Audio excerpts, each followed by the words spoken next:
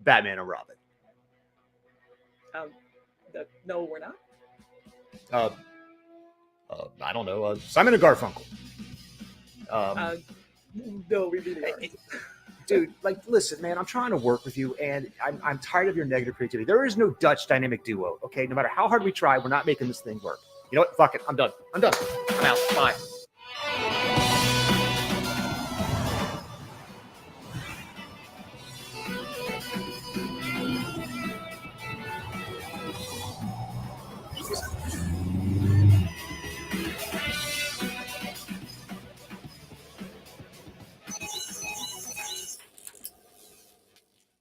Hi, I'm Sandy Butchers, and this daft bastard next to me is MK Gibson. And together we're the creative team behind the illustrated Technomancer hardback edition of To Beat the Devil.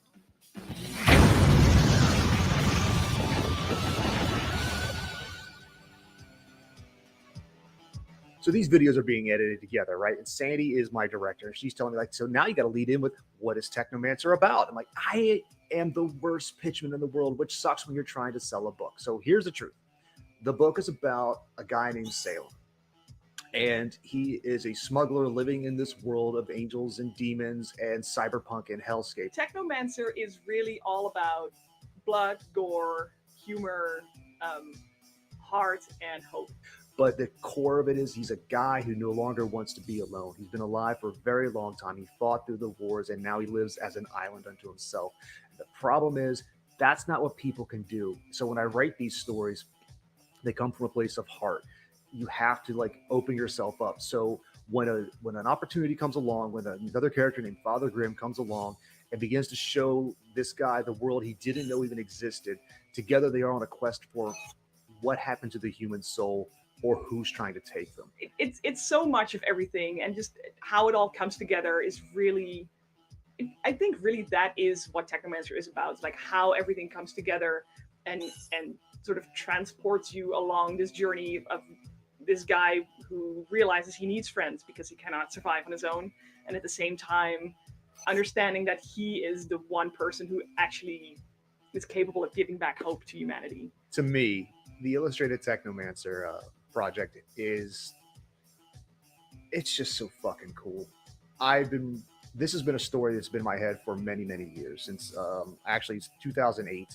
And I started writing it in 2012, and I eventually got picked up. And long story short, the novels got published. But it wasn't until years later that when I met Sandy through a common authors group, we got to know each other. We got to be friends. We played video games together, but also realized that she's a talented writer and an amazing artist as well. So when she gave me my first piece of fan art, and when I said, would you ever want to, like, do this together, like make an illustrated version? And it was a resounding yes from her, which surprised the shit out of me, because she had fallen in love with the book and the worlds, and her own love of cyberpunk from her own works it's blown up to such a way that I can't express how happy I am with this project and what she's brought to it.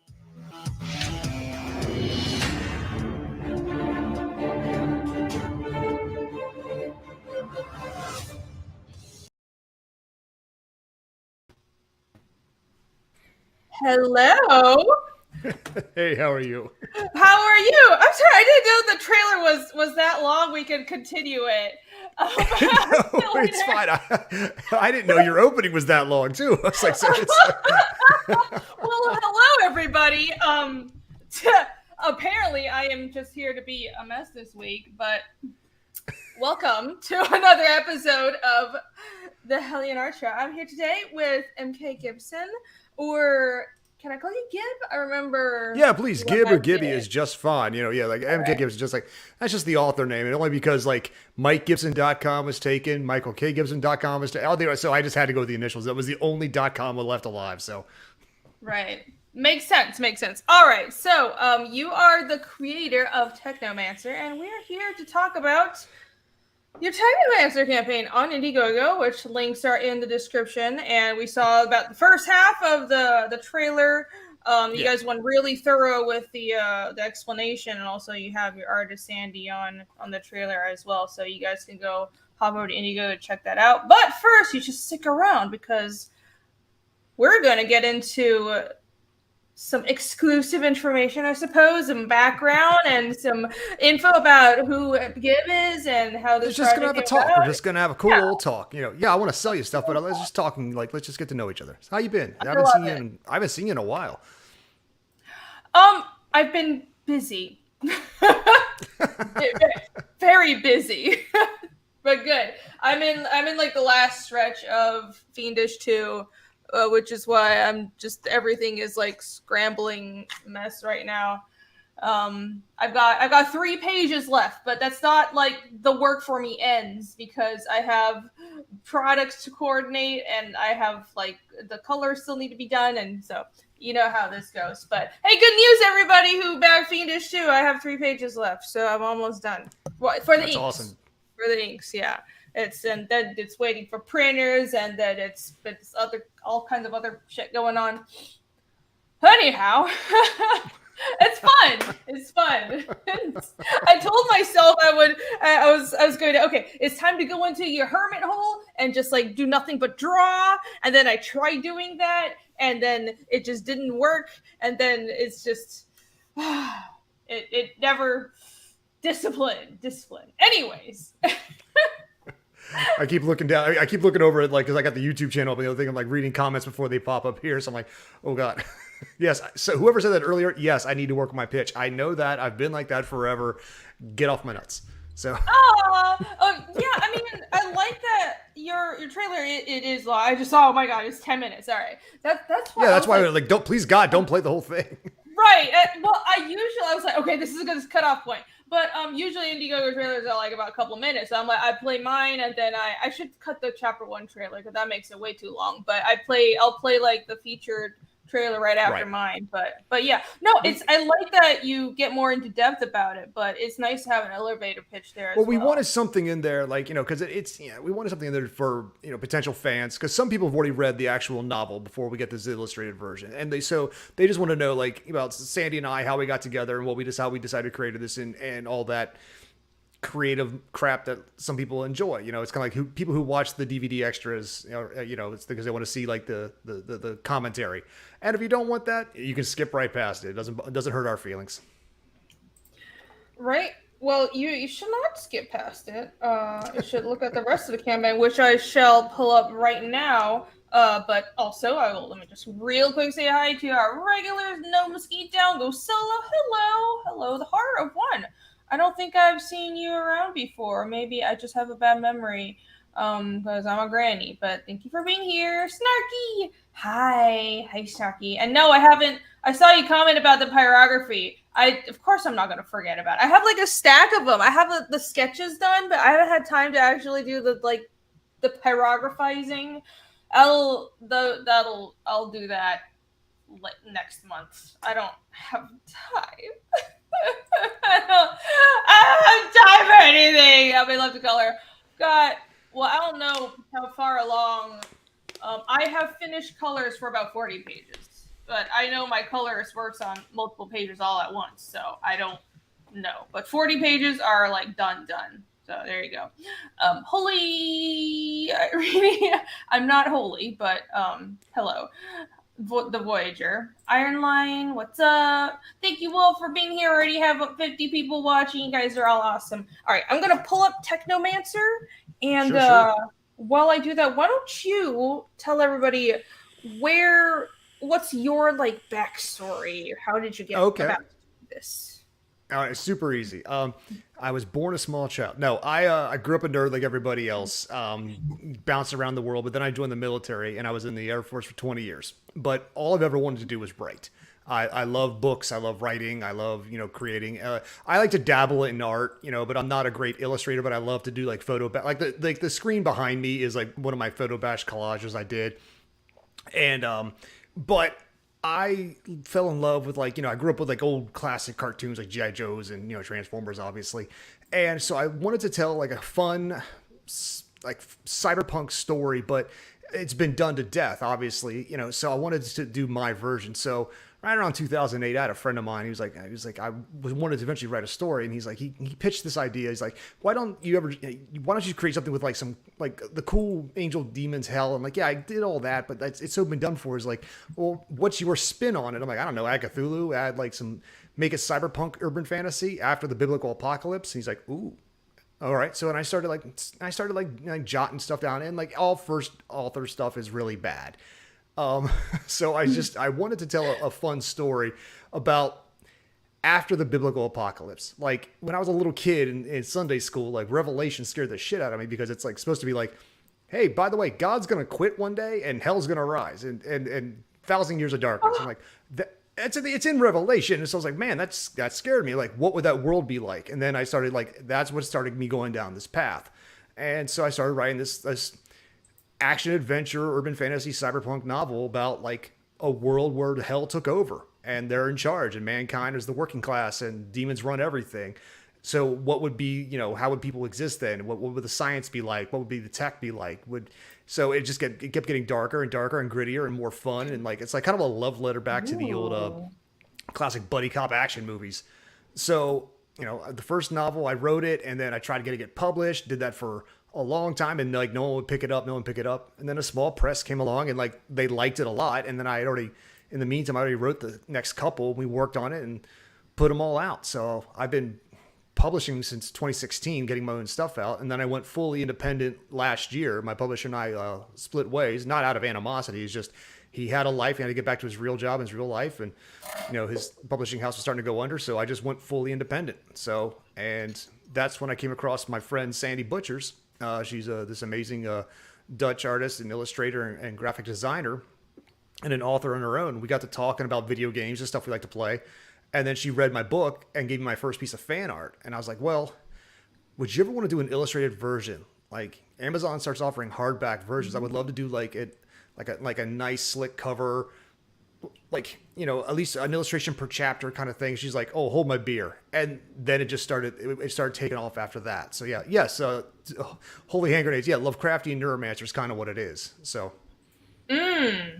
I like that. Yeah. It seems, from just first glance, it seems like, and of course my mind is like, ooh, how would this be built in D&D? It's like, I'm a D&D guy too. So yeah, you can talk those terms to me. We can make it happen. Well, I'm more Pathfinder. I played like the one campaign of D&D, but no, I understand. I mean, I've played a whole bunch of types. Right. I looked at this and I was like, ooh, this is like Starfinder, but meets normal Pathfinder, but the world is run by demons. And I would say it's like it'd be like somewhere between Spelljammer and Shadowrun. It would be more like okay. So Shadowrun makes sense. Yeah, I wanted this world where you got this protagonist. Like, how do you make a worldly protagonist still be the rookie? Like in any storyteller, how do you turn like someone who's worldly into Luke Skywalker who doesn't know everything yet? So I set my guy. He's like, he's been around for like the entire time since God quit. He's fought in all the wars. He's over 200 years old. But when he meets this guy who's an actual like mage and they shows him the world that he doesn't realize. Yes, there's demons. Yes, there's this, but there's still stuff you don't know yet. And they're on a quest to find out what happened to the human soul. So it's like, and it turns into, like I said, it's like a buddy cop road trip action, with a shitload of heart and a lot of cool, like, gods and demons and tech and cyborgs and all the stuff that a lot of people seem to enjoy. So, and how much? I enjoy it. I enjoy me some sci-fi. I think people don't know this because I draw a fantasy comic, but the first thing I was absolutely just rabidly in love with was Ghost in the Shell. So classic. I thoroughly appreciate this, and I think they're. It feels like we are in sore need of a sci-fi renaissance almost, because science fiction seems to have been stagnant for decades. I grew up I'm of that age where it's like the first movie I ever saw in the theater was Star Wars, but like old school Star Wars, right? And I love the idea of the magic next to the mystical. The tech next to the mystical. I love that space fantasy kind of thing. And so this book is basically kind of like my love letter to that. I love to mix the mystical next to the technological, and that is just fun to me, and it comes across in the book. So I've got 5 books out in the series now, but Sandy set to putting art to pictures, and like some of the stuff that's in the book is she just blew me away with how quickly she got it. I write from a very visual point of view, so if I kind of like write as if I'm watching the movie. If I can't see it, I can't write it. So when people start to read, like it picks up the pictures, pick up pretty quick, and they start to get it. So in the interior, we wanted to go with black and white because it's a gritty world, and we wanted to have that kind of feel. So she even altered her line art style to have a little more sketchy feel, so it has that kind of like just grit to it. So yeah, I can see that. Well, I don't know how she normally draws, but I like the style she's using here. She's a goddamn chameleon. She can do so many different things, and I've seen her different artwork. For those who are curious, you check her out, sandybutchers.com. She really is amazing. She's very talented, and I'm very blessed to have met her. And whenever I've got art questions, whenever I'm working on one of my own projects, she's one of the first people I go to, and she's like, well, this is good. However, let's fix this, and this. She doesn't sugarcoat it for me, and that's very nice of her. So, right. So this is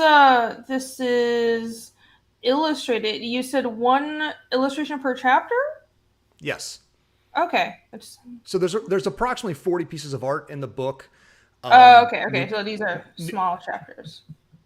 Well, it's about it's a 100,000 word book. So. Oh, okay. All right. Okay. Yeah.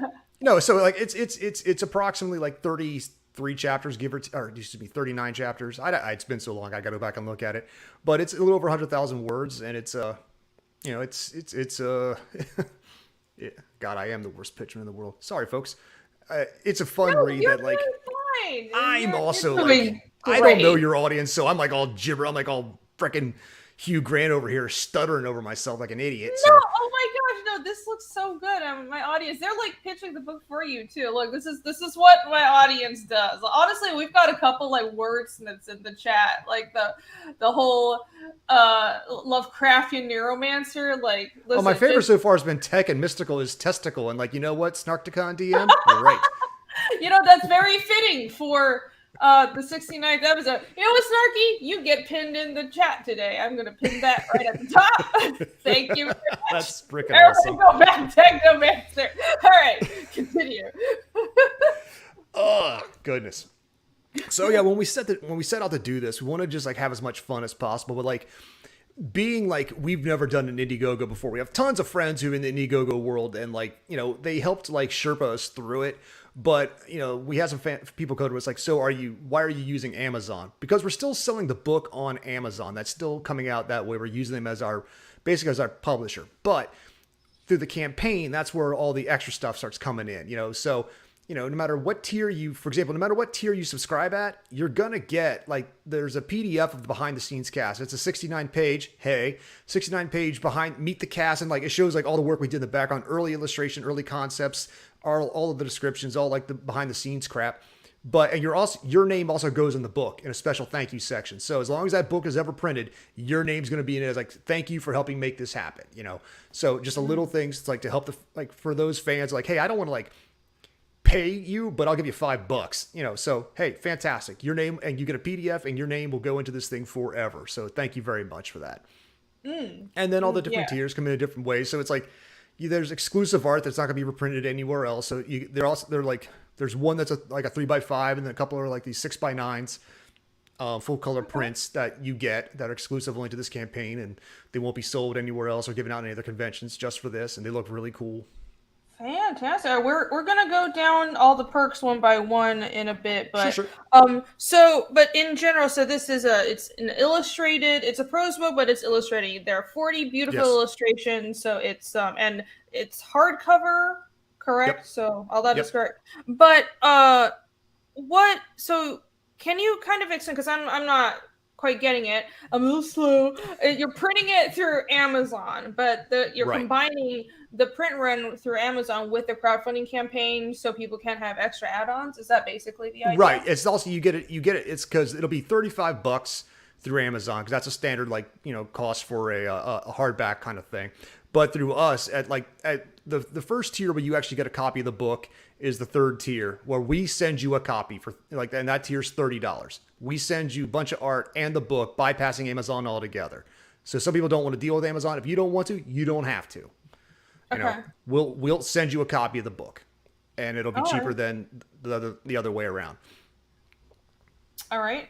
I see. I like these like banners too. I appreciate good campaign design. Like we spent an afternoon like putting this together. Like I said, she cranked this stuff out, and we spent like a whole afternoon because she like Sandy. For those who don't know, like she lives in the Netherlands, so she's Dutch. So she's 6 hours ahead, and so like I'll get up in the butt crack like 7 in the morning, and she'll already be like her midday for her, and we'll sit for like many hours on a weekend and just sharing screen over Discord and going down line by line. Let's fix this. I'll be writing something. She'll be adding a piece like right like on that screen with like even the little gun with the little techno banner or the guns, puns, and whiskey art. She's constructing all that to like try to make it look kind of clean, but at the same time kind of grungy, which is kind of like the look we were going for.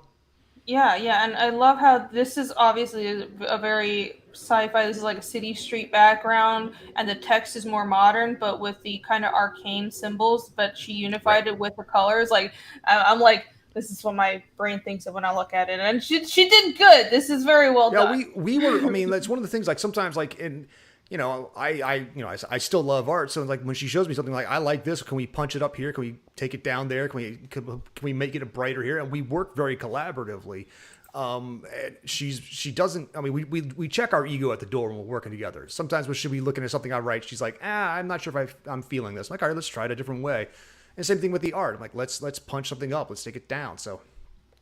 Yeah, very. So when we built all these, I'm like, can we make it kind of grungier? She's like, can I get a bunch of colors? And I'm like, shit, yeah. So we just get some watercolors in there, get some bright, some bright cyans against some purples against, just to like make it come off with that whole neon noir kind of thing. I like it. Very, very clean. B.A. Turner asked, what program did I use to make my motion banners for Fiendish? That was just After Effects. I think After Effects, it was really complicated. It was okay. I'm gonna try to not launch into a whole thing. Okay, the getting those banners done was actually a giant pain in the ass because if you go on my Fiendish campaign, I have animated GIFs for my banners, and I was like, oh, I saw Aerith or somebody, Brian, doing like putting GIFs on his campaign, but I was like, I'm gonna make banners out of it. But then it was like the most painful thing because I had to get it the right size, and then I had to gift it. So I did the animation, then I gift the animation. I spent forever picking out colors to get the gift size down enough, and like the dimensions had to fit Indiegogo. Then I had to host it on the third-party site because I couldn't upload it directly to Indiegogo. It doesn't work like normal JPEGs or PNGs. So, anyways, there you go. After Effects. And a lot of things. Moving on. So, it was Kami Mark? Was it No. Aerith did it as well. I saw it on... I know Kami Mark also did animated GIFs in his Krishna Kid campaign. Aerith did for his stickers for Dwarfs versus Lion. Yeah. Okay. I will not because we're gonna get sidetracked. Okay. No, dude, we're just having a conversation. It's all good, man. You're the one who told me this is chill and relax, so that's what we're doing. Oh yeah, it's very chill, but I'm trying to not just like talk about my campaign where we're supposed to be promoting you. Dude, relax. It's all good, man. Because like, here's the thing. I still love the ins and the outs of the business. Because it's like sometimes we use stuff from Envato. Sometimes we'll use stuff from like Free Pick. Sometimes we use stuff from like we'll use After Effects, and we'll use like this is just business talk, and it's like it's neat to hear what how other people do it. Mm-hmm. I don't even use Photoshop half the time. I'm a free program critic kind of guy. I've only just now started playing with Photoshop, and Sandy's been berating me for not using Photoshop more. So, but like. Just not who I am. No, that's fine. I don't know. I've been getting shit recently for using Photoshop out of the blue. People are like, "Why aren't you using Clipchamp?" Not Clipchamp. That's Clip Studio. I actually do use Clipchamp for some video editing because I'm just fucking lazy. I don't want to do it. After Effects is such a pain in the ass. I mean, it's beautiful and wonderful if you need to do like nuanced stuff, but it's like for a lot of things, I just want a very simple, like ultra normie video editing program. So I'll use Clip. Right now I use Clipchamp for like 90% of stuff, and for my trailers, which I'm still making myself so far. But I think for the next one, I'm just gonna get Jimmy Reyes because apparently he does everybody's trailers now. I do the more complicated stuff. And I've heard some people using what's that program called Natron. I think I've heard some people using Natron as a substitute for After Effects. Is it free? Yes. Oh, good. Okay. Yeah, I get, because I don't want to pay for anything more than I already am. Yeah. Yeah. After Effects, it's wonderful. It's great, but it's just like, it's too complicated. But yeah, anyways, I've been getting shit for using Photoshop, but I'm comfortable with Photoshop. Not foot cam. What did I say? Foot cam. That is your brain. This is all in your brain thinking about feet, Rob. Shame on you. Anyways. But yeah, I'm trying to like find more simple ways to do things. When I went to school, I used CorelDRAW. I used CorelDRAW growing up. I think that was, actually I used some CorelDRAW, but that was what my mom used because my mom did some art stuff as well. And I was like 12 and she was using CorelDRAW and I was using this rip-off, like cheap Asian version of Photoshop called Photo Impact. Okay. Yeah, Clipchamp is free. It's just like Clipchamp is basically modern Windows Movie Maker. That's how basic. See, I use Krita a lot, or Krita, or however you say it. Like I saw Mark. Was it Mark? Yeah, there it is. Yeah, I use that all the time for a lot of my photo bashing. Even though it's technically easier in Photoshop, I didn't have access to Photoshop until like a month ago. So it was like, I wasn't paying for it. Let's just put it that way. And then I was, gifted a subscription. So like, oh, thank you very much. Now I got to learn the whole fucking tool over again. So like, yeah, I have been using Photoshop since I was like 14, but I didn't own it until maybe like. Oh, I'm not gonna judge you, man. I'm from an era where we downloaded music. Like I half the shit in my music libraries from back in the day when it was all like. Like BearShare, LimeWire, Kazaa, you name it. That's how we got it. So, yeah, everybody did it, but I do pay for Photoshop now. Adobe, yeah, so do I. So yeah, it's There's a bunch of other shit that I figured I can afford $10 a month. I use a bunch of other stuff from them as well, but yeah, it's. Don't come at me about all that shit. No, I like, Krita is kind of easy in certain ways, but man, I like it. The photo manipulation I've actually found I've gotten like a lot better with it, and it's like I've been really enjoying that whole like, oh, who's that guy I watched, that YouTuber? Damn it, he does a lot of like photo bash things, and now Imada Wan, I think his name is, and he does a lot of photo bashing style things, and he shows you how to like just bring images together and make something new. I'm like, it's been fascinating for me. So, and apparently that's how a lot of book author covers are done these days anyway. So I'm like, why pay a guy however much so I can teach myself to do it and I don't have to pay somebody else? So. Yeah. If you can do it yourself, then why pay someone else? Right. Unless you just don't have enough time, and then you start realizing you absolutely do need to hire people. Oh, I still take it to a pro afterwards for like free advice. They're like, fix this, change that, don't do that ever again. So yeah. yeah. That's a whole new adventure. Krita, I actually hadn't heard of that. I heard about what's that iPad program that I will never use because I won't use iPad. Procreate. Procreate, yeah. Yeah, but that's more an artist thing. I heard it feels like the brushes are really good. A lot of people, I think like Eric Canetti, I think Malin uses it as well. He does. I mean, that bastard, like he some of the stuff he cranks out on that thing is just like, I look at it and I'm like, you're a jerk. I just want you to know that you're a jerk. And I love you, but you're a jerk, so...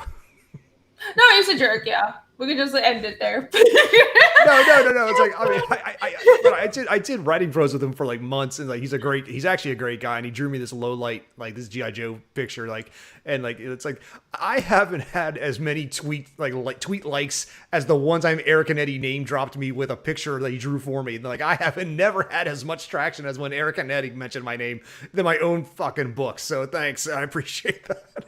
Oh no, Eric is he's got like a massive following. He's nice. Yeah. Oh, he's a nice. great guy. He really is.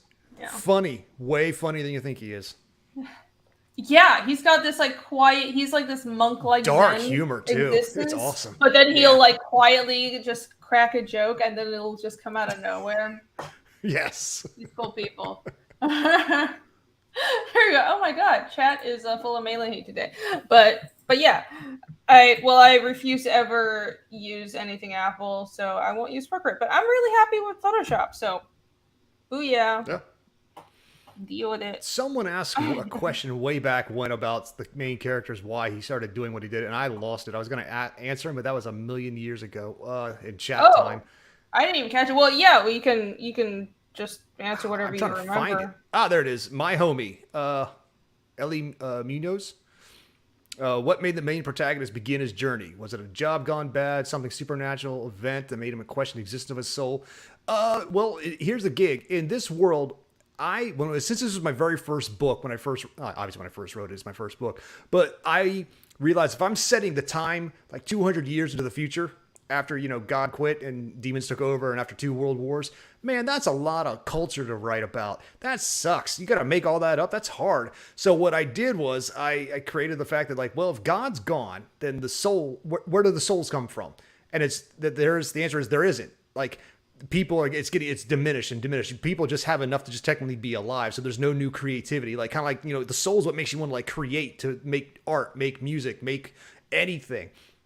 So with the diminishing factors of the souls, it's like people are becoming a little bit more it's a gray world where people just work and, it's kind of think of it as like a sad, sexless marriage. It's just a gray world. So if you actually have a little bit of a spark of creativity, they suck you up. So when he meets the one character known as Father Grimm, they're trying to figure out, how can we bring souls back? Where do they go? Who's taking them? Because they start finding people who are completely soulless. These these bodies start showing up, and it's kind of like it's a bit of a mystery. It's a bit of an action, and it all works out. And obviously it's a fun action adventure story. So, and Sandy just got the world because it's in this world since demons took over and it was fought a couple of wars. The giant demons, the really big dinosaur demons, couldn't live inside a city, so they wandered most of the world, most of the open lands of, let's say, the United States. So everything from roughly Boston down to Richmond, Virginia is one big mega city. They lived inside these big walled off mega cities kind of thing. So they actually have to go outside the protection of the walls. And the one picture on the screen right there, you can see it's faded, but you can he's driving his motorbike with the guy's buggy behind him, and they're going out beyond the walls into the wasteland because they've got to go do some investigations at one point of the story. And there's an outer town where people are actually living, with in rustic Appalachia style that's mixed with Viking culture. And it all makes sense in context of the story. But Sandy just really picked up on that, and she had a blast doing that kind of whenever we watch something like The Walking Dead or The Last of Us, some of the best visuals is that decaying world in the background. And I don't know about you, but I love that kind of stuff whenever I read dystopian fiction. I love seeing the old world broken down and people looking at it and wondering what life used to be like and crap like that. All right. Yeah, I do like the whole. That's the classic thing to do with cyberpunk. That's why it's so appealing, is because you have the technology, but then you have the grunge of usually it's the contrast between, well, these are people living in luxury above, and then these are the people that are kind of scrapping and just living off of the land, and that's because it's our society but heightened. That's essentially exactly. So I leaned away from the classic corporations are number one, because that's been done in every cyberpunk book, and I don't want to recreate the wheel. So what I did is demons are number one. They live at the top. They live up in the higher, the big tier. Think Star Wars and Coruscant. They live way high up, while people live down low. And the closer you are to water, the worse things are for you, because with God gone and demons rose, there are other things out there, and that's where the Lovecraftian element starts to come in, because there are deep things, dark things. And I play with some verses from the Bible a little bit. I don't mean to offend anybody who's religious, but I use that as I had a religious upbringing as a kid, so you write what you know. So right. So I mean, I'm gonna offend everybody, but people know I didn't grow up Christian. I don't know really anything that much about the Bible or the history. So can you explain like what happens? Like why does God give up? What is going on? Okay, so it's pretty simple, and it comes out very early in the book. So it's not like a spoiler per se, but in roughly 2525, mankind decides to clone Jesus, and God that is the I'm out. You done messed up, and I needed a point where the rapture happens. So God leaves, and when he does, hell just kind of like starts to rise and takes over the world, and the world goes into chaos. And this is done through flashback. And our main character, his name is Salem. He was there during that. He fought through that. But he's been alive for 200 years due to advanced cybernetics, like nanotech inside of his body. It keeps him from his cells don't age, so it's kept him at a perpetual like 30 something years old for 200 years. But so he lives as a hermit, and he lives he. As later books go on, you get more of a flashback to like what he did during that time and how he wasn't always a nice guy. But now he's a smuggler because he has a lot of old world stuff that people want, because they want old music, they want old movies, they want old television, they want old records, because there's no new anything. So he's hoarded all this crap for years, and he's been that's how he makes his living, is by smuggling and stealing and tech and making bad deals. And he starts off kind of as a bad guy, and then when he gets put on this path by a very dangerous guy who runs this one bar, he's kind of like the Godfather figure. Him and Father Grimm start to go on this little mystery quest and figure out what's actually going on around the world around them. And it's the folks seem to enjoy it when they read the book. And I'm hoping like through the Indiegogo campaign, they're going to get it like a new visualization with it, like an interpretation of the words, and brought into like this cool cyberpunk style that Sandy's brought to the book. So. Right. So I assume that's Salem? Yep. I mean, that was one of our initial drafts of Salem. Like a lot of the art has like altered. Like some of these were the initial concept sketches that Sandy worked on. So we didn't want to put all the pictures that are going to be in the book up there for free, obviously. So so these are some of the initial concept sketches she was working on. Like his facial features have changed throughout the course of the stuff that's inside the book. But this was the initial idea for him, like kind of like a smoking smuggler, like kind of like a little bit of a Deckard from Blade Runner meets Han Solo kind of guy, With like the bracers he wears are like all tech, so it's got like all types of gadgets and gadgetry and guns and whatever. And then as the story goes on, a little bit more supernatural elements come in. So yeah, it's a hell of a lot of fun. Yeah, No I can see the I can see the Deckard, and I was thinking, I don't know, I've been watching a lot of like Star Wars stuff, so I was like, it's like Deckard. What's your thoughts? What are your thoughts? Because like I mean I keep up with all the current Star Wars. Doesn't mean I love it, but I watched it. So right. What are my thoughts on what? The current Star Wars. I'm just curious. I actually, honestly, I haven't really watched anything since I watched season 2 of Mando, and then I didn't watch anything after Gina got kicked because I was like, fuck this. Right. And I heard it went to shit anyways. That was the only thing that really appealed to me. I mean, I'm not like a longtime Star Wars fan. Sure. I'm not trying to like put you on the spot or anything like that. Yeah. Oh yeah. I'm not like a real Star Wars nerd like Anna or anything, but I liked it, and I thought the new ones were. The first one wasn't so bad. The sequels, the first one was okay, but then the last two were shit. And yeah, agreed. Yeah, it was really interesting. I was just watching this critique on, because, there have been so many critiques about why the new Star Wars is bad. It's like, well, the characters' decisions don't make sense. They wasted Finn, and like Rey is not a compelling character, blah, blah, blah. But what was interesting was I found this one channel who made a really good point, saying that the sequels failed because instead of giving the world a bit of a twist, they just redid the same things, but also while not giving the fans what they wanted, which is like they played it. They thought they were playing it safe, but they were actually doing the dumbest thing and like taking the biggest risk by not giving the fans what they wanted. But they played it safe by rehashing the same story. It should have been the other way around. It should have been you keep the same characters, but you don't rehash the same story, because we've seen the same story, but we want to see more of these characters that everybody already loves. And they flipped it, did the exact opposite. That's why it's a dumpster fire right now.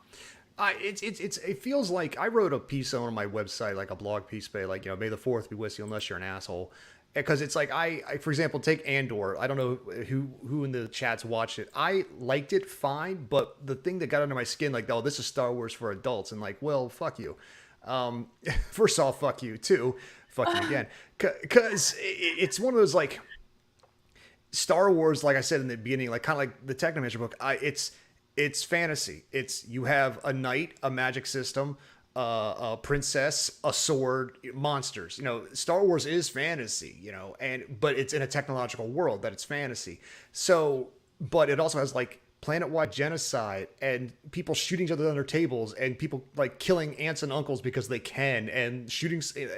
It's very much for adults. It's like, hey kids, you want to watch a planet die? Hooray! It's not a kids movie. So Andor just felt joyless because it just took all the thing that made Star Wars and just purposely took it out. And the new stuff, it's got moments that are cool, but like by and large, it feels soulless, and I don't really jive with it as much. And but that's it's made by committee, and it doesn't feel like there's a lot of love to it. It's kind of like one of the reasons like I like indie books and indie audiobooks and indie art is because, well, sometimes it's really good. Sometimes it could be a little bit better, but you always feel the love. You always feel like the passion behind the creative force trying to do it. Like they're trying to bring something new into the world, not just trying to like repackage something else for the sake of selling it. Ironically, That's exactly what I'm doing with this Indiegogo, but that's beside the point. So no, but it's not the same thing though, because like I fully embrace the monies. Healthy capitalism has served me well. I love the monies, yeah. But obviously as a creator and just seeing, I've gone off on rants about this before. I think that should come hand for healthy capitalism to exist. That should come hand in hand with innovation. And Agreed. As far as entertainment goes, that's why like the problem with American entertainment, besides from all the weird cultural stuff, really another level of it is that everything is. All our industries are all monopolies or duopolies, and there is that creates such a stagnation in all these creative fields, like movies, or like Disney owns everything, like Marvel and DC are like the juggernauts, and they have been. I think basically they've been. People say they carried the comics industry for years, but I think they, from my perspective, as somebody who's always wanted to go indie and didn't really care for working Marvel and DC, even though I ended up working for Marvel for a while, but I was like, this is just a job. From my perspective, they've been suppressing the innovation in the industry for a long time, because I think there should be a diversity of genre. So not to, go off on that for too much, but that's also part of the issue. And the difference is with Star Wars, I think it's important to have one creative vision, and especially with storytelling, it pretty much is only. I don't know if there has been another, and like something that proves me wrong here, but I think with storytelling, you need like one unified creative vision, like one or two people, but usually you have one person that's taking the lead. And for example, if it's Tolkien, you can't create that by committee. You need one person's perspective, right. And everybody else respects, like, you're the leader. We respect your view. And like if Rian Johnson wants to make his own like sci-fi movie, go do that. But you can't supplant something like a story with a unified view that was originally George Lucas's. And everything before Disney bought Star Wars was unified by his view. And even if it wasn't created by him, they knew he was the leader and they respected what he created. And that's why it was infinitely more successful than all the stuff that's now being done by committee. No, you're 100% right. And I fully... Yes, I fully agree with that, because obviously, like, when I write a book, I'll go to a couple of my beta readers, people who like, fans of things, and like, does it work? Does it not work? But it's still like, I'll take the feedback, but I'm still going to write my vision, my story the way I want to. And I will try to like listen to positive feedback and negative feedback as well and try to work within that. But even take someone like, Tolkien. Like he was part of the Inklings with C.S. Lewis and a couple other like great authors of the time. You know, they sat around and they talked about their shit. You know, like we do on these live streams with other creative forces. You know, you talk, you get feedback, you listen, you take new ideas, you innovate. But Star Wars and a lot, like you said, these monopolies and duologies, it doesn't feel. I mean, I grew up loving comics as a kid. I still have tons of long boxes from the shit I had back in the day, but it doesn't feel the same anymore. And I haven't been in love with it for many years. And even so when the Marvel movies hit big, you know, like, oh, I'm so into this, and now I'm just burnt out. I'm done. It's just the same formula over and over and over, and I'm just burnt. The last thing I saw that I enjoyed was like Guardians 3, but everything before that, I was just more of the same, like just waiting for the CGI fight in the end, you know. So it's burned me out, you know, and I want more. I'll take a John Wick any day, you know, just because. Right. Yeah. And John Wick it's not like this is, I don't know. It's not high art, but they know what they're doing. Yeah, incisive social commentary, but it's stylistic. It's sexy. It's fun and it's entertaining. And that's like, we're so starved for something that's just like entertaining and fun on a basic level that is like the most successful thing that's come out recently, I think, or stuff like Top Gun, which I haven't seen. You know, I don't watch hardly anything, and right. And I have long lost interest in it. I haven't seen anything Marvel since what is it? The end of the Thanos arc. See how much I care? I don't really care. After Endgame, you're saying, yeah. After Endgame, I haven't seen anything. I haven't watched any Star Wars since Mando season 2. The last movie I saw in theaters was what did I see? Oh, I saw the Batman movie, the last one. Yeah. It had moments. It had moments. That's a good way to sum that up, wasn't it? But that's the thing. Is like, I mean, I can't think of anything. Are we good now? Okay, because JD Kirby's asking if my mic was good. You're still fine to me. Okay, that's cool. I mean, we hear each other's fine. I've heard sometimes the mic will come back and like on other podcasts or whatever, and like it sucks. So I'm just making sure it's readable. Anyway, yeah, but there's no one thing. Is unfortunately we live in a world where everybody's got an opinion. And which is fine. You're supposed to have an opinion. I want people to be critical. You know, I don't want anything to be universally loved. But everyone's like so divided that like they're waiting to like hate for the sake of hate, no matter what your respective echo chamber happens to be. What's that look for? Oh, no. Teflon Ross says I watch Rainy Sleep. Oh yeah, I saw that earlier. I was like, I wasn't gonna shine a light on it, so. That would not be possible unless you're psychic of a very good alarm system. Also weapons. Anyways, moving on. I'm sure that's a joke. Sorry. No, it's all good. No, I'm just doing the same complaining everybody else is. Like, yeah, like something comes out and you know you watch it or you read it or you like for example, like my son got into anime and it pulled me back into anime because when I grew up, like anime to me when I was a young man was Ninja Scroll and Vampire Hunter D and Wicked City and Bubblegum Crisis and you know things like that, and I watched those, but there weren't as many shows per se. Now it's like turn on Crunchyroll, you can watch everything that was ever created.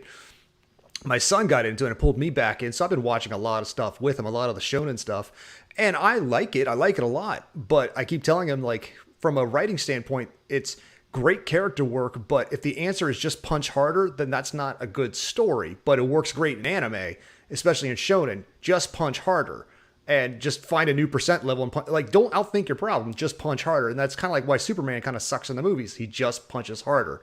So it's not. It doesn't make for great writing. Yeah, and Superman could be so much more, but well, yeah. I don't think Hollywood. Oh, definitely Robotech, Snarkticon. I was a huge Robotech fan as well. I have them. I have the box sets, and somewhere around my office around here, I've got a Veritech model. So, well, I think with anime, the character work is the reason that it connects so much. On top of all the fact that the way the industry runs, it's very meritocratic. Whether a series sinks or sails entirely depends on reader feedback. If you know how they select for the most successful series or how they continue serialization with the magazines and everything. So it's very completely meritocratic, and also I think they so they put the audience first. That's clearly a good thing to do. Mm-hmm. Shock horror, I know.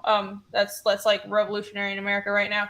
But it really is the character work, because you're right, especially with shonen. But I understand why, because shonen, the target audience is like teenagers, and you don't, generally it's young kids to teenagers. Like, but for seinen, I know that's a target audience, but it's mostly like dudes in their 20s and 30s who are just like tearing it up too. It's like I am a I'm a middle-aged man, and I still love My Hero Academia. Like, I legit love that. And I watched Fire Force with my son. He's trying to get me to watch One Piece. I'm like, no, I'm not doing it.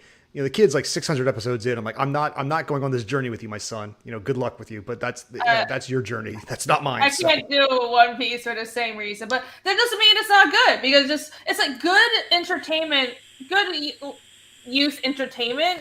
There's a reason you call it all ages, because it can appeal to everybody. Like, right. There should be something that the adults can learn to, because we have been children too, and it should be a level where it's like. So I still love Avatar: The Last Airbender. It's one of my all-time favorite series, and that was definitely a kid show. And I still love so many anime that I grew up with.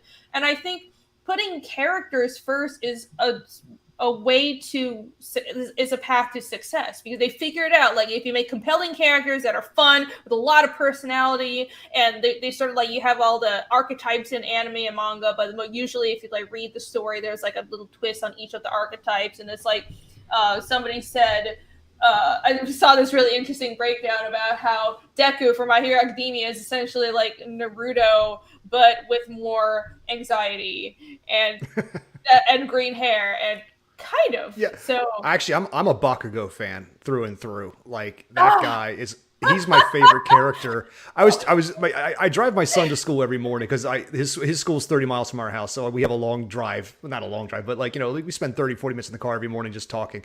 And I even told him just today, I think he might be one of my favorite literary characters I've seen in a long time, because he comes across as such an asshole. But every episode, there's a layer that peels back that shows a depth to this asshole, that it shows that he thinks and he cares and he's actually has depth. And I love that. And that's beautiful storytelling to me.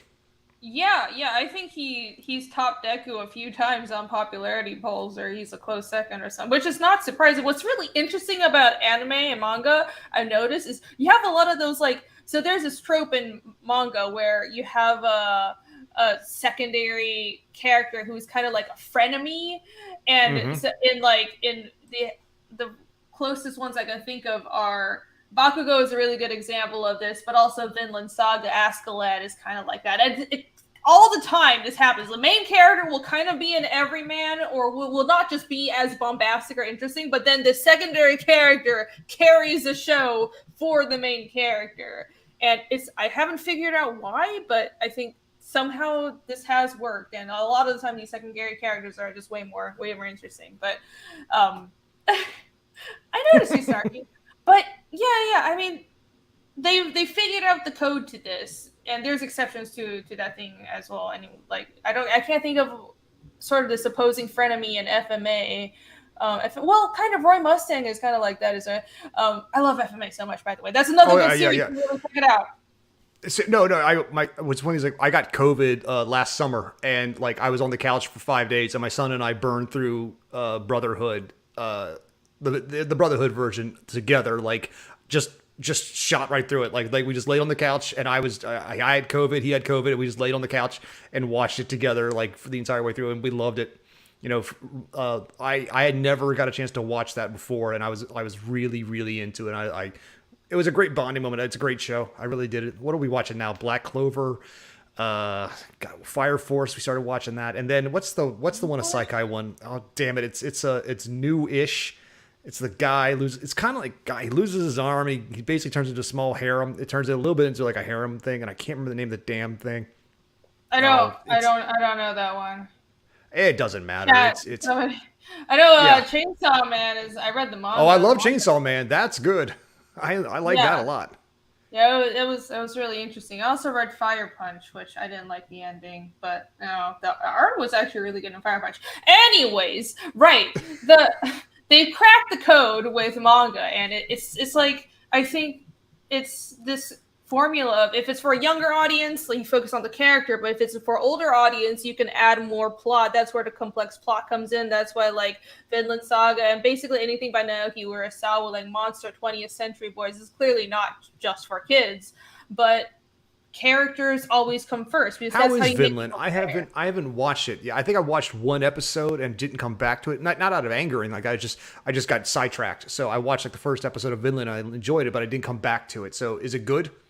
Oh, it's one of my favorite series ever. I haven't watched the anime. I saw like 2 episodes of the anime, but I'm a manga person, so Right. they're very rarely will I like an anime. Well, stuff like Attack on Titan, where the manga is just so horrendously drawn. I'm sorry, he knows he's not a good I artist. love Attack on Titan, the anime, because Yeah, I am anime the anime is over the better. manga. Because I've got a Crunchyroll subscription, so like my son and I watch that stuff together all the time. Or like sometimes I watch it by myself, because like in the evenings when I want to, like after I'm spending all day writing or doing whatever, like when I want to spend if I don't play a video game and like for an hour or an hour and a half in the evenings, I just decompress and maybe I'll watch some anime or something just to like. But even then, I still have like a notebook out and I'm still like taking notes to like things I want to do in books and things like that. I can't. I'm so ADD. I have a hard time sitting still. Even sitting here right now is painful because I want to like do 19 things at once. Stay here, let's focus. No, I'm not going anywhere. But the reason, even by my speech pattern, you can tell like I'm a hyper person, and for me to like sit still is like, so sitting down to write is the one time like I focus, and even then I'm like I got to put everything that distracts me away. So I got to turn on airplane mode. I can't go to like Twitter. I can't go anywhere else. I've got to like just no. I'm going to write for the next 3 hours. Sit down. So. Yeah, that's good. I think that shows discipline. Vinland Saga is very good, and Beastman I likes to read and look at images. That I prefer books and I prefer manga usually. So the Vinland Saga, I don't have it right next to me. It's in my other room, but I have the hardcovers for Vinland Saga right next to my hardcovers for Berserk. It's amazing. It's one of the few series of manga that I think. Well, Vinland Saga hasn't concluded yet, even though it's mostly historical. And it's historical fiction. You kind of know where it's going, but it's I would say like the character work and the plot, sort of more like the character development. It's really well done. I can't say too much without huge spoilers, but I love it, okay. and I would put it you up sold there. me. I'll add it to the list. It's all good. Also, I want to say I thanks would put it up to. I don't want there. to call. I want to say thanks. I don't want to call it their real name, but because they put like one of the people in the chat just subscribed to the Indiegogo. So thank you. I appreciate that. I don't want to call out your real name because most people are using usernames, so I don't want to be like that guy who call out your real name. So yeah, you know who you are. So thank you. Thank you. Vinland Saga is 100% historically accurate. Not completely. I don't think Gudrid was actually Thorfinn's wife. She was the most traveled woman in Viking history. It's much more historically accurate than like the Viking show, like the American made Viking show. Let's just say that, Yeah. but it's not 100% historically accurate. There were some liberties, but it wasn't because the creator didn't do his research. There's just a lot of blanks in history. There's like some leeway there, but it is really well done. But there we go. Dude, and like okay, you sold me because I mean I love a lot of the Norse stuff. So like yes, I like the Viking show, but I know it's a dramatization because there's like been like on the Legends there's like 13 different people that could have been Ragnar Lothbrok because it's like there's like so like they're kind of condensed all the stories into one guy and gave all the stories to him and like. I Bjorn know was this way, and it's like you'd have in the same century. It makes no sense. So, right. There was a Ragnar that was eventually thrown into a snake pit by King. I forget the King of Mercia. Like that did happen. And Rollo did like become like a French noble at a certain point. Like that's I know but all it was that. Completely different times. Rollo and Yes. Ragnar weren't related. Right. It's well, it's kind of like my son. I introduced my son to the music by Queen, and he's like, I kind of like this. I'm like, yeah, it's a classic. You should watch the movie, but it's not accurate to the actual story of Queen. It's a dramatization about what the band Queen. It's not real. I mean, it's like 60% real, and the rest is made up for the sake of the narrative. So that's totally fine. So it's like I'll bring it back to the campaign for a second. When I write my stories, I write a world, and I write the background, I write the magic, I write all that shit. But that's not a story. People are the story. So I always make sure my characters are front and center, number one. Like, if I don't have a believable character who's going through like real emotions, like not just pain and anger, but happiness and joy, because I love giving my characters a lot of like happiness and then immediately taking it away from, because that's life. And then how do they react to that? Exactly. To create that tension, you got to give them something good, then take it away. And it's characters should always come first, because I've read far too many fantasy novels where some writers, and I won't say names, think a magic system is the story, and that bores me. Yeah, that's clever. You came up with a very clever magic system. You came up with a very clever world. What are your characters doing? Because right now I'm seeing archetypes doing archetype thing. That's fine, but I've read those books a million times. I want to read something about a character that feels like a person I would know, and that's character work is always number one for me. So that's one of the reasons I'm gravitating to anime, even though some of the characters are archetypical. The ones who are usually front and center are like feel like people, and that's one of the reasons I like it. Like if you watch Attack on Titan, Eren Yeager, he didn't change. He didn't become bad. He's always been that person, and the world changed around him. That's through recontextualization. Oh, I see you hanging your head. We're gonna have an argument? No, I'm not disagreeing with you. I just find him very annoying from the start. He is annoying. He was the biggest fucking problem of the entire show. I was like, everything is great except you need to shut up. I hated him. Well, but yeah, I think that was the point, though. Yeah. You look at him in the beginning, like his worldview never changed. He actually doesn't have an arc, and that's what makes it interesting. Like it looks like he does, but hasn't changed who he is as a person. It's just the world changed around him, and he's been a same constant kind of guy, always looking to the sky, always looking to the next horizon. So yeah, that's interesting. I have been having a bit of a ongoing debate with a writer friend of mine over flat character arcs, because the way that I have Fiendish structured is technically my main character has an arc, but I end his arc early. I'm not gonna spoil anything too much, but I think that because a lot of the stories I like have flat lead character arcs, so like the catalyst character is a secondary character, or the main character completes their arc early. It's not sort of like the classic hero's journey of the big change, the character change is like at the end of the second act or the third act, however your structure is, and you know what I mean. But I think that can completely work, and I actually like that kind of story more. But those are the types of stories where it's about your character changing the world, not the world changing your character. Right. So that's the main difference. So that's interesting. I like that was perfect. You were approaching this from character, and I think that's what's going to sell people, because you can do as much world building as you want, and we've been talking a lot about the world building, and that's fun. I love world building, but at the end of the day, readers will latch on to characters, and nothing. If you don't have interesting characters and you don't have a story to tell, and the characters don't go on a journey and go from point A to point B, and something happens, then it's just a player's handbook. And yeah, exactly. Let me ask you something. You said you play some tabletop games, right? Some, yeah. Have you ever had a game master, dungeon master, whatever master you want to have, that railroads you into their story? Like, this is my world, I want you to see it. And they don't care about your actions, your choices, your decisions as players. They want you to just appreciate their world. And it's one of the most boring games you ever play, because it's like, I appreciate that the game master put much time creating this world, but I kind of want to go left and you want me to go right. I want to go rob this guy over here, or I want to just go do something different because I'm the character. I'm the player character, and so that sometimes you feel that in stories, like the reason, like, Game of Thrones, especially in book one, obviously, and season one, obviously, character choices are what every reaction was due to a character choice. Characters make a choice, and then the things reacted to it. Later, as the books go on and the stories go on, things happen to the characters, and that it just feels different that way. When a character makes a choice, then the kingdom starts to fall. Then later, it's like, it's just events happen and characters spouting catchphrases, and viewers know this, readers know this, consumers know this, and that's when they just get bored and walk away. And you don't want to do that with, like, if you love a project, make sure you stick with it. That's all.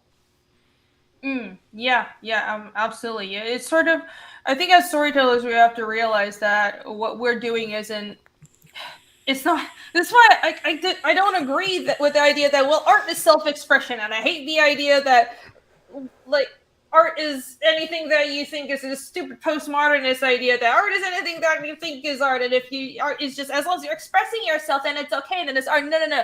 There are different disciplines of art. If you want to do some like modern fine art, not fine art, but modern art, and you want to like throw a banana at the wall and call that a gallery piece, then go ahead. But what we're doing is communication art.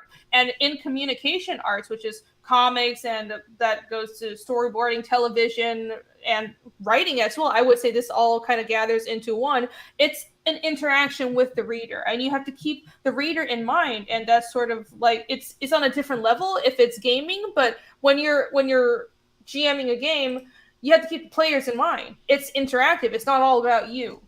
So that's something that people need to keep in mind when you're creating. And I think that's tying right back to Hollywood. I think that's their problem. They don't remember that the audience matters as well. They just want to push their own ideas, and they're not keeping in mind that, well, is the person looking at this, can everybody else in this world enjoy what I'm creating? And they're not asking themselves that question. And that's very important. Well, there's also just gonna be a cool factor. Is this cool? And like, God damn it. Like, how many times, like, again, I'll just use the Marvel example. Like, all the latest movies, it's not cool. It just feels rote. It feels like going through the motions, and sometimes there's hints of cool. There's hints of like some neat stuff from time to time, but like, it does it inspire you to make it, does it evoke an emotion? Or do you get angry at a character? Do you get happy when someone succeeds? Do you get really mad at the villain? Like, you want that from your consumer, no matter what your medium is. Like, if you make a piece of art, you want to evoke an emotion, not oh, that's nice, and move on to the next thing. Because it's kind of like, from an author's point of view, nothing frustrates me more than a 3-star review. Like, 4s and 5s are great. Love them. Thank you. 1s and 2s means I got under your skin, or else you hate me. You think I wrote like a self-insert. You think this is like, this is my preaching pulpit. You hate me, and that's fine. 3 stars where it's like, man, they're just like, it's fine. Or they write a manifesto of why I read 1 million books a year, and this is why I find it to be like, that feels so shitty. I mean, granted, it's your opinion. You're allowed to do it. I totally track that. But, when you spend months or years working on a project, and then to have someone go, man, that's the kick in the ass that you don't want. So I understand that, because then they're essentially saying, it didn't make an impression. And the first step is you want to make an impression. It's like, it's like, it's Pizza Hut. It's fine, I guess. No, it's not good, but it's food. Like, but thanks. Technomancer is not gonna be like that. Sorry, that background. Real good. Cranberry Landers asks, is there a sequel to this book or follow up to the story created yet? Good question. Oh no, there's 5 books in the series out right now. This book is this is the first of hopefully more illustrated. We, like, Sandy and I have a personal goal of things we want to hit. If we can hit, get 100 copies sold of just, the actual book, whether it's through this or other mediums. She said she'll do this, the second book, Flotsam Prison Blues. In case you didn't, for all the book titles are named after a Johnny Cash song, because I grew up as a big Johnny Cash fan as a kid. So all the book titles are some song by Johnny Cash. And so she wants to do the second book, but I mean, she's doing this out of love for herself, and we split the profits. So it's like, she's a professional illustrator. So it's like an artist. So it's like, I want to make it worth her time. She's doing this out of passion, but at a certain point, she still has got to get a little bit of pay out of it too. So, it's something a project we're working on together. So, we want to do more of them, but for those who just want to read the books like as is, yes, they exist in Kindle Unlimited, paperback, ebook, the audio books, they exist in those spaces for those type of consumers. Those who want this project, this one's out, and then we're hoping to do the second book but it will probably not till next year. You know, just depends on how well this campaign goes. Fantastic. I mean, we hit our first, we did hit our initial $500 goal right off the bat, $500 goal right off the bat, and that felt really good. And for a little over $2,000 for someone like for us who like are nobodies, no one knows who we are, and we know that.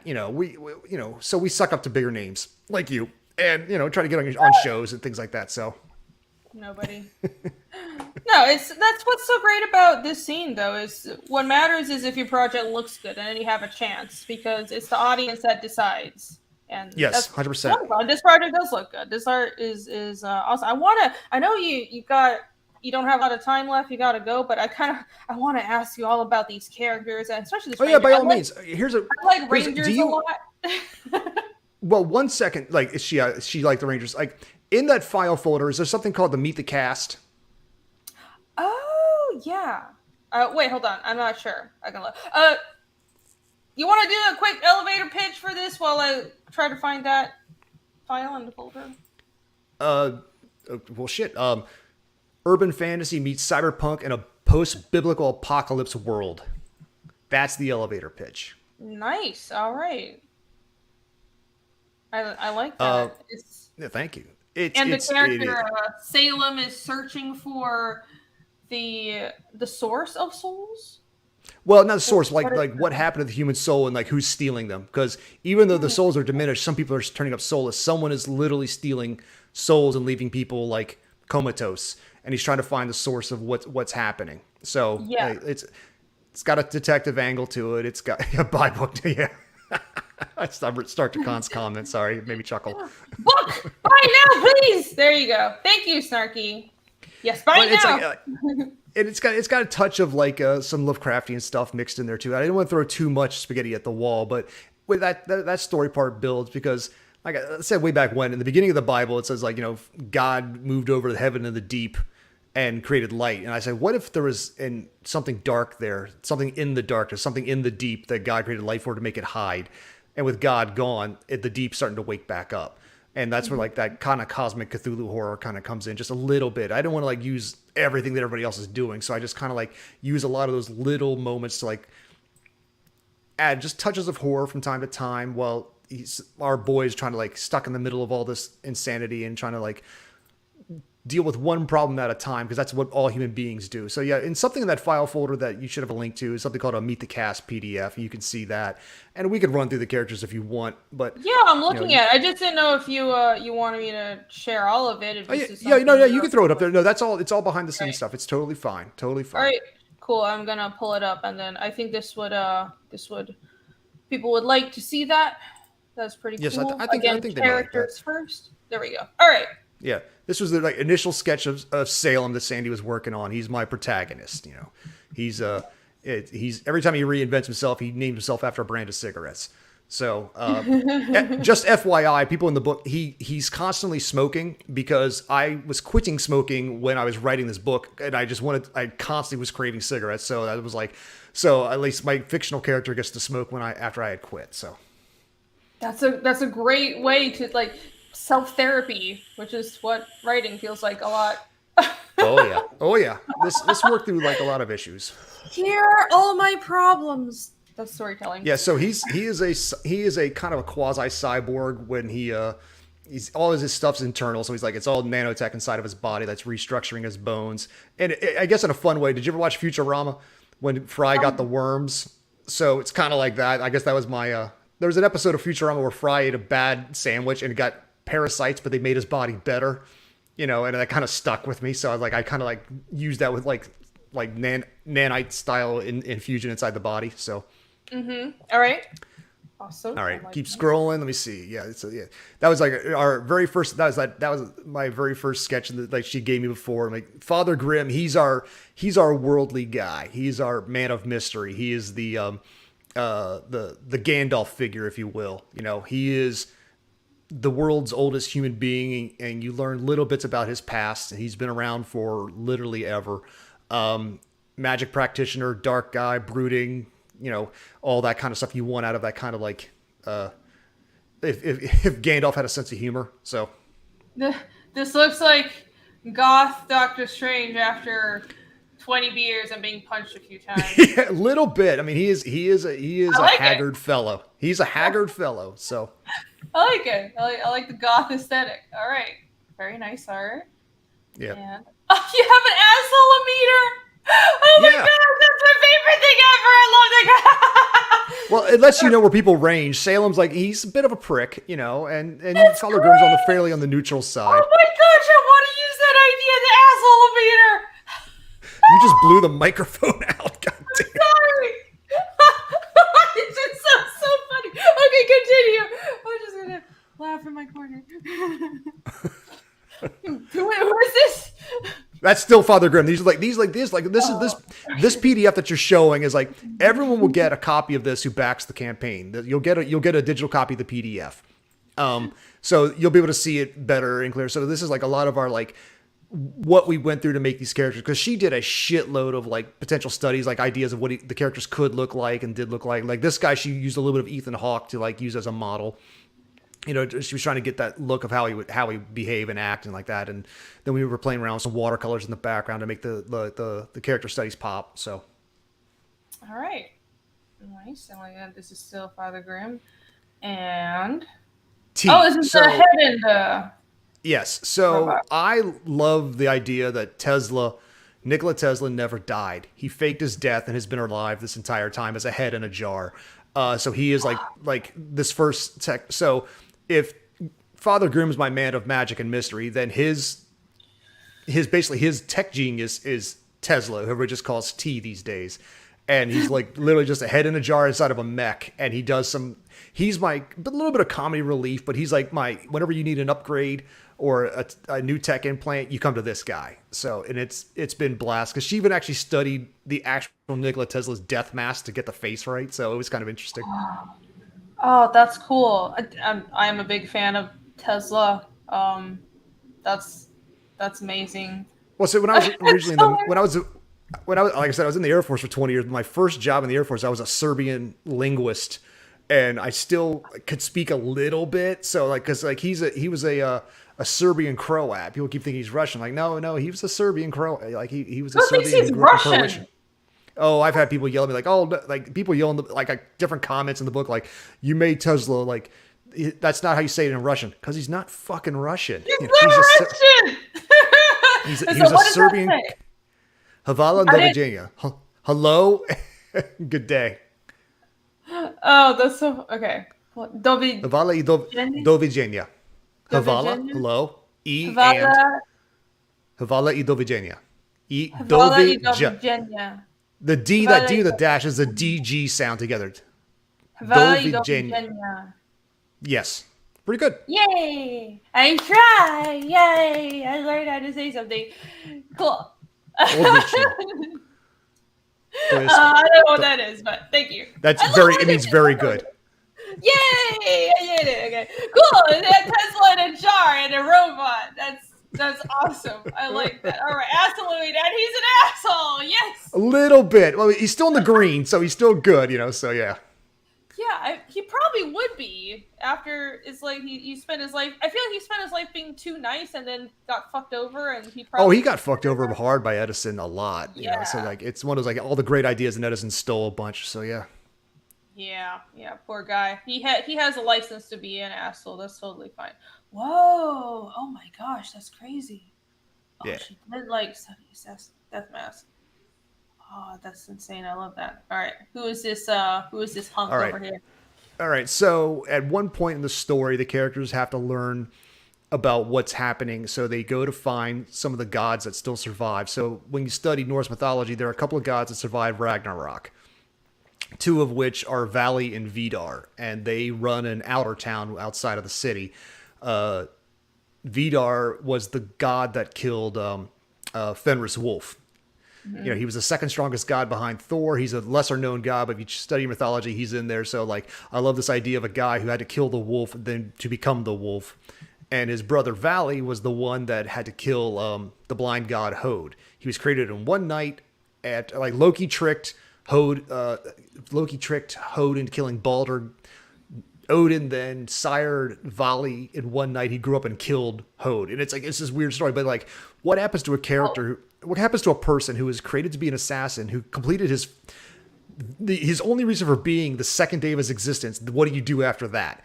You know, and what do you be? So I've had fun playing with these characters. So I have these two brothers, like they survive Ragnarok, and so they live in this post-apocalyptic world, like taking care of people. You know, and they're a lot of fun. Awesome. I like the little Norse tattoo. So you're mixing in other mythologies as well. Well, I figured it this way. There's a section in the book that I was like, I don't want to say one religion's right, one religion's wrong. Obviously, you don't want to piss off anybody. So I said, what if there's a unified theory that, like, if God exists, we'll just say I've got angels and demons, so you kind of have to go with that a little bit. Then what if he created, like, light, time, things like basically his fingers, and those creatures started creating angels, and those angels created other angels. So what if some of the angels said, we want to create people too? And God says, sure, just make them like the ones I got in this garden. So some angels went over here and made the Vikings. Some of these angels went over here and created the Asian mythologies, the Indian mythologies, the other cultural mythologies. What if they're all like a big pyramid that goes all back to a singular source? So what if they were all under the one umbrella? So every religion is right in their own way because they all have their own creation myth. That's funny. That's actually kind of the approach to mythology and religion that I like. So, yay! Yeah. Well, you don't. You just got to get a little creative with it. But so it's like if everything like stems from a certain source, then every like religion's got like I mean some kind of like angelic being, jinn. They've got some kind of demons. I mean, Japan's full of demons like Oni and Tenchi and things like that. So even cute little Tengu running around that are like Pokemon demons, like, so what if you could do stuff like that? In the third book, they go to like the Asian super city on the other side of the planet. So, all right. Which is the fourth book, yeah. Well, I love things that explore mythology, and you clearly know what you're talking about. Oh, he's much less of an asshole than I thought. Wait, does this mean he's more of an asshole, or he's a berserker god? He's kind of like my Silent Bob. He says very little, but his actions speak for him, So, but when he acts, he's like I said, he's like, imagine a 6'6" muscular Silent Bob, he keeps to himself, but like when he's decided to act, he acts. So, all right, I like, and I like. Yeah, she loved drawing this guy. She drew a lot of him. So, I don't blame her. Very very nice, very nice. I like that. Ranger, yay! Who's this? Okay, so that's Volley. Like in some parts of the mythology, they called him they said he was an archer. So that's the one I went with, like that concept of like Volley, the guy who killed Hode. He's born assassin. Like, what if he was a ranger archer type? Like they're not a lot of archers in Norse mythology. So there was one, and like Volley was it. So I like this concept of like he's like this, tall, lanky, gregarious, fun-loving guy. Did you ever watch The 13th Warrior? No. Oh, damn it. Okay, never mind. Like, there's this one dude, like, he's this blonde ladies man kind of guy. I just made him really tall, and, like, I use that kind of as a template. And he's, him and, like, his brother in the previous chapter, they run the outer town, so. All right. Midheim. Yeah. Midheim. Yeah. That makes sense. Volley is kind of like the forgotten child, though, isn't he? So that's cool. A lot of these guys are, like, there's not a lot of people who are supposed to survive Ragnarok. So since like in the book they refer to when God left as G Day, so it's kind of like that's the day when God left everybody. So that was their end of the time too. So yeah, so you kind of just these are the gods that are around that didn't explicitly get killed. The book says more exists, but I don't go into a lot. I mean, there are some obviously, but yeah. So yeah, she was having fun drawing this kind of rangery type guy and the different poses and getting an idea of who he is. All right. Yeah, I am a fan of Rangers. Rangers are my thing. The one again, Mr. Roboto, was this? All right, so. Who is this? In the book, you need a classic. Every story needs a place where your hero goes to like unwind. And for our character Salem, he goes to a bar called Dante's. It's one of those places where heaven and hell kind of mixes together, people and demons. And this is the doorman named Jensen, and he's a cyborg who is like a total badass. Like he seems unassuming, he seems like scholar, but he's the kind of guy that like he's got so many augments, he will just mess you up. And so Sandy did a first picture of him like, nope, this does not work for me. And I had to give her some spoilers in later books as to why. And then she's like, oh, never mind. And then she came back with this. So, yeah, he's technically a doorman, but he's a badass and comes about a lot of fun. So, All right. I love that headdress. It's mysterious. I know you can't spoil too much, but I like that. I like the design over there. Cool.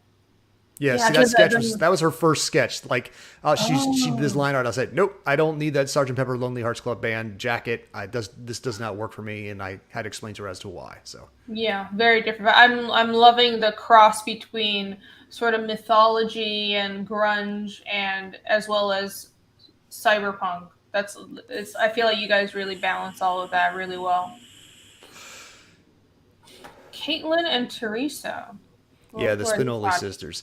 They are they work the bar at the Dante's that Salem goes to.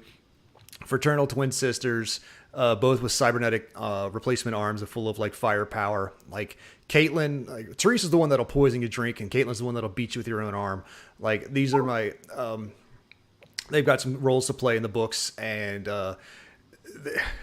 Salem needs someone to talk to that doesn't like.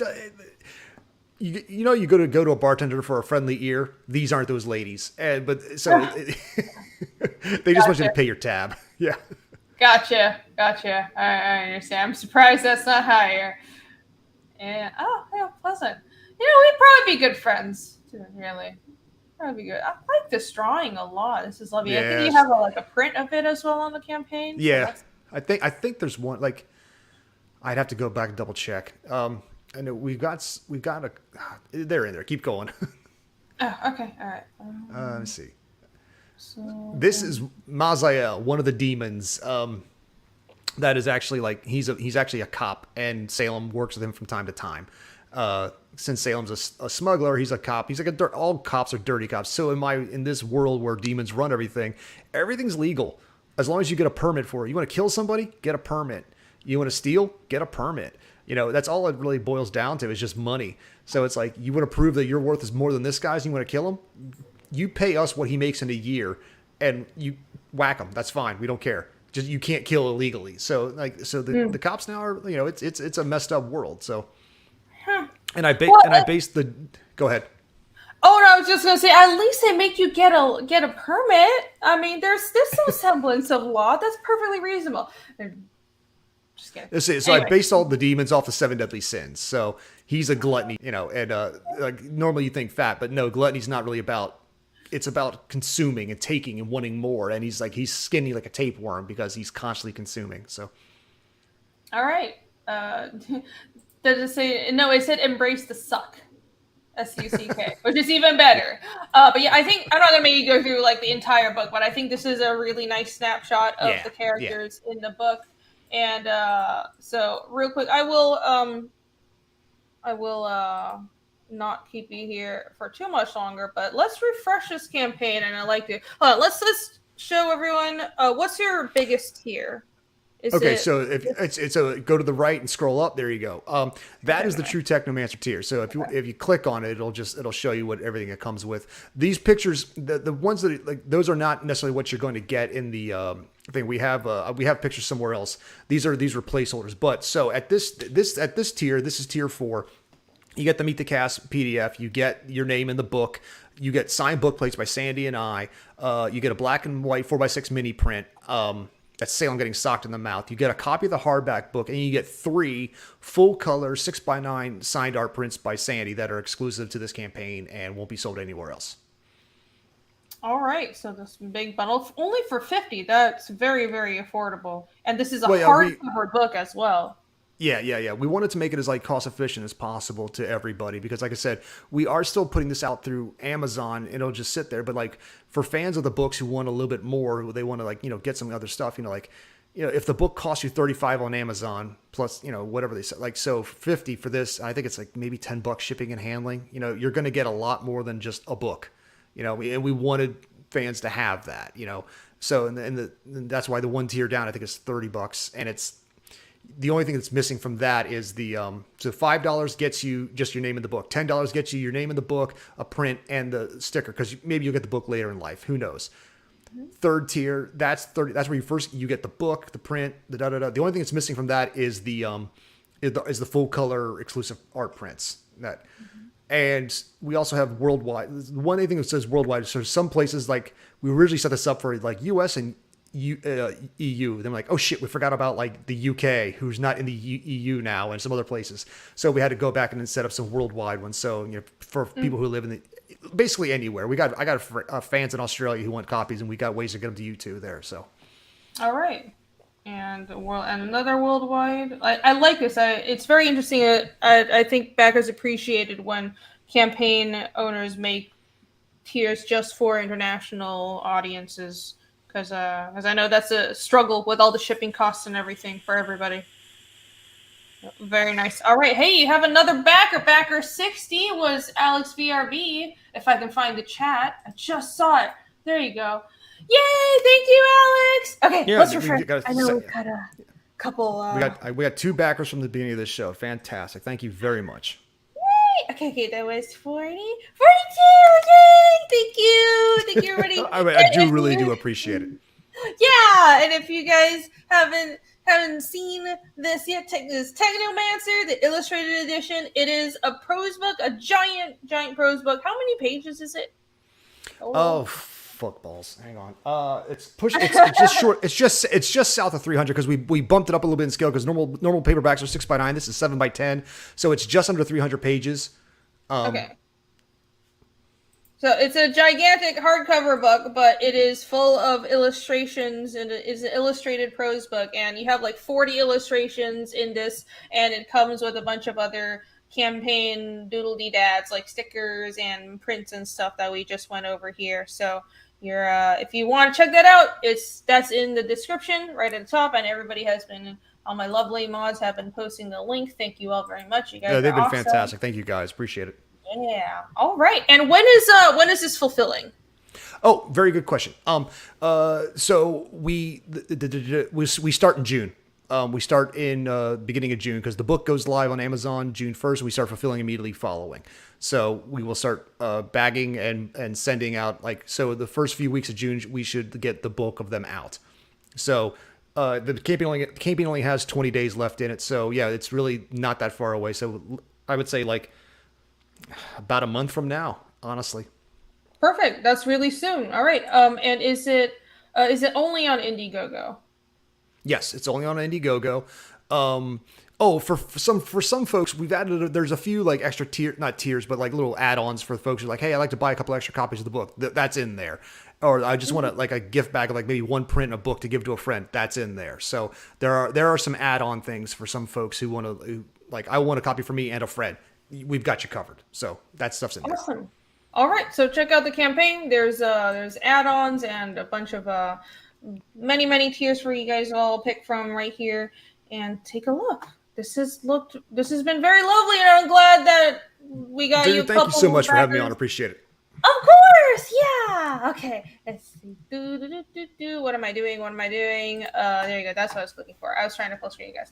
All right. I know you have things to do, but thank you so much for coming on again. It was very nice chatting to you. I haven't talked to you since Red Valkyrie, and we hung out forever ago. So that was forever ago, and even then, last time we talked, we had a second guest on, so it was wasn't a chance to it wasn't even one-on-one. We had to split guests, and that sucked. So I mean, the other guest was great too. I'm not trying to be shitty. I'm just saying I didn't get a chance to talk to you forever. So no, it was awesome talking, and too bad Sandy couldn't be here, but that was completely my fault. That was my fault. Fun backstory chat. I told them the wrong date, so Sandy thought it was yesterday, and she stayed up, and I feel terrible because I was